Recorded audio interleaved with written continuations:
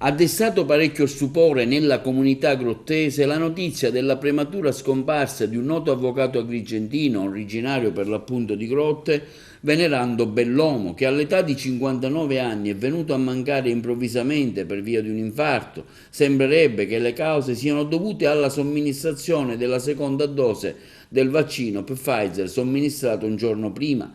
La famiglia del noto legale Grottesi ha presentato un esposto alla Procura della Repubblica di Agrigento per chiarire le cause del decesso e se ci sono correlazioni tra i due fatti.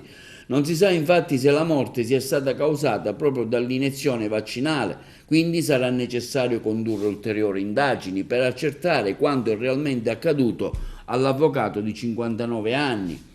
Ancora oggi non si sa se verrà effettuata l'autopsia del cadavere.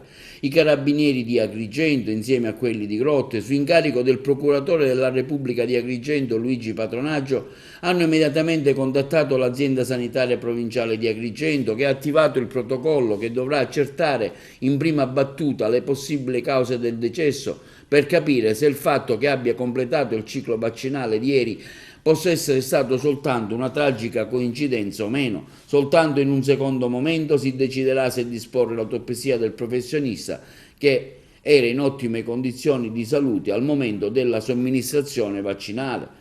Tanti sono le espressioni di cordoglio manifestate sia sui social che su altri mezzi di comunicazione per la prematura scomparsa dell'avvocato Grottese, che era anche un collaboratore della rivista di Malgrado Tutto. Anche il primo cittadino di Grotte, Alfonso Provvidenza, si è unito al dolore della famiglia del professionista, affermando: come abbiamo appreso con sgomento la notizia della morte dell'avvocato Venerando Bellomo, un uomo di straordinaria cultura e arguzia, brillante avvocato, splendido esempio di padre e di marito. Il sindaco di Grotte esprime altresì a Letizia, Ilaria ed Enrico le più vive e sentite condoglianze della famiglia, sia da parte sua che dell'amministrazione comunale grottese.